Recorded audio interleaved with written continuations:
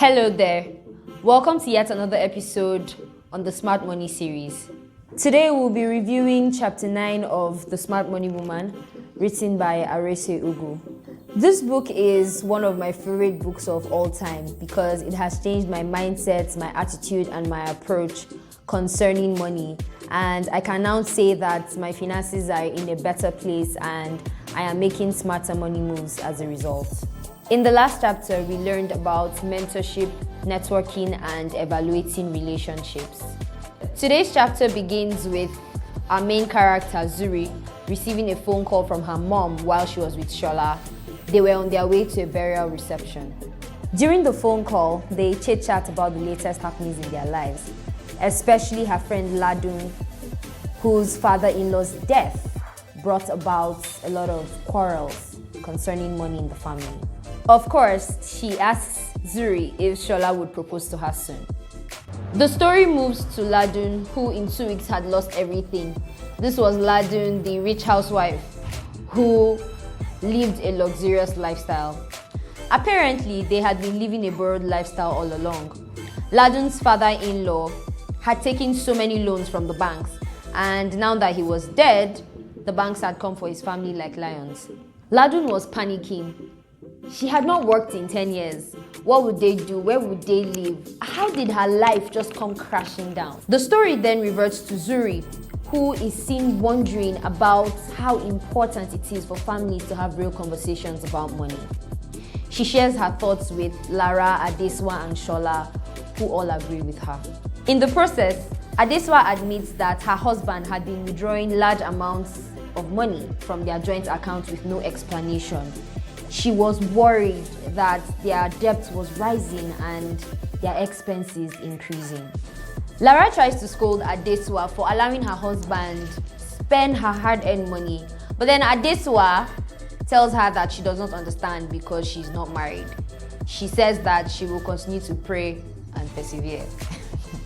Shola, however, tries to open her mind to the possibility of opening another account where she could be putting some of her salary into. Later, Adeswa is driving back home when she receives a phone call from her security guard who tells her that the diesel at home would soon be finished. She then tries to find an ATM to withdraw some money while wondering where her husband Soji was. She wished there was someone he listened to that could talk to him about his behavior, but even his mother, a religious fanatic, blamed her for his failures. Just imagine. She often wondered how Soji turned out the way he did, given that he was raised in a Christian home. She eventually gets to the ATM and is mind blown when her balance is shown to be insufficient. Her balance was 4 naira 83 kobo. She walked back to the car in tears while fighting the truth. Had Soji taken all their money and abandoned her with his debts? So what are our smart money lessons for today? Lesson number 1. Families are encouraged to learn to discuss money issues. Lesson number 2. Women should start asking questions about debts, assets, insurance, etc. Lesson number 3.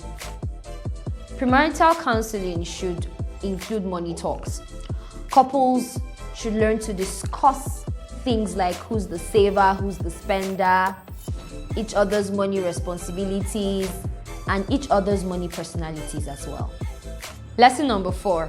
For couples, it is advised to have separate accounts for personal money and then have a joint account for household expenses where there is a pre-agreed amount that each person contributes to the account.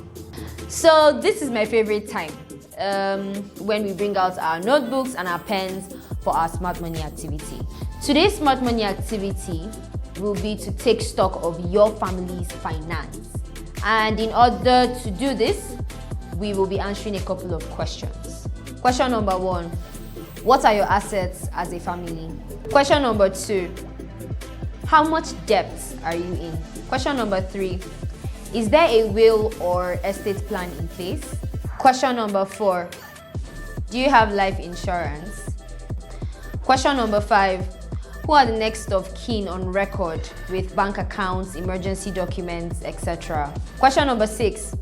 What is each family member's financial responsibility? And finally, question 7.